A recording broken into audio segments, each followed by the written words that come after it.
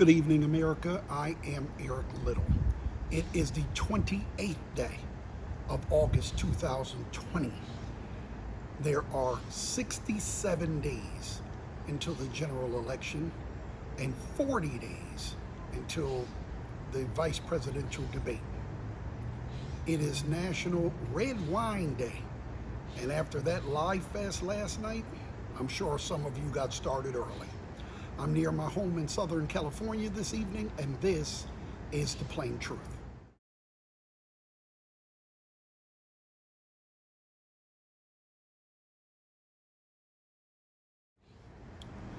Okay, so normally I would unpack the 1,000 lies they told last night in that speech that droned on from Donald Trump last night for 71 minutes.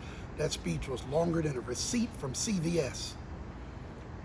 But instead, today I'm going to talk about God and his impact on Republicans.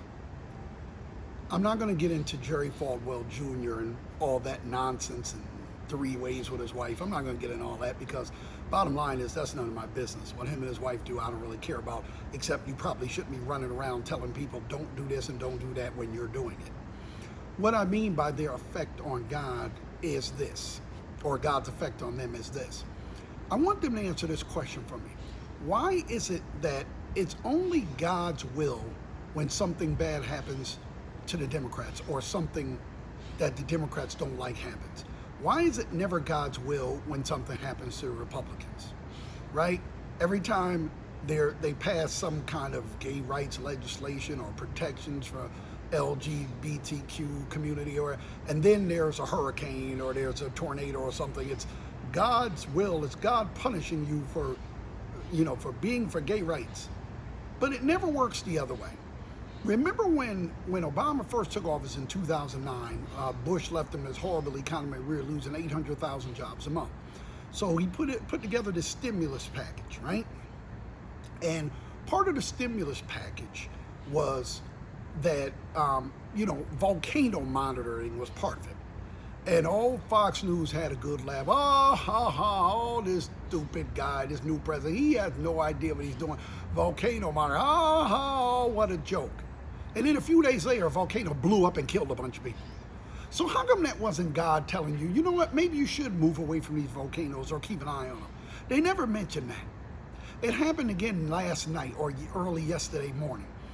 The people of Lake Charles, Louisiana wanted this Confederate statue taken down. They didn't, there are all these claims from Donald Trump, they're ripping down statues and they're being lawless. They didn't do it lawlessly. They went to the city council and said, we would like a vote on taking this statue down. The city council voted 10-4 to leave it up. They didn't care what the people thought. They said, we're leaving it up. And then Hurricane Laura came yesterday and blew it down anyway. Now, how come that's not God telling you to take these Confederate statues down, right?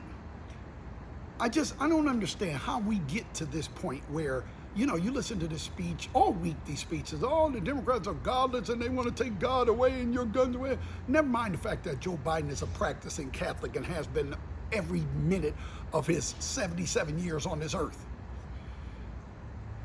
God is not for one party or the other. You believe what you believe, and I believe what I believe. If you start mandating religious things, you must do this, you must wear a cross, then you're no better than the country we left. Part of the reason we left England in the first place was religious persecution, freedom of religion. That's the very basic thing. If we don't have anything else, that's the one thing we should have. But they don't believe in that. The first thing Trump did when he came in is try to put in a Muslim ban, cheered on by the religious right. The whole point of the country is freedom of religion. If you're always talking about the border wall. If you don't have a border, you don't have a country. If you don't have religious freedom of all religions or people who choose to practice no religion, then you really don't have a country. And that is the plain truth, as I see it. And I am Eric Little. Good night. Have a great weekend.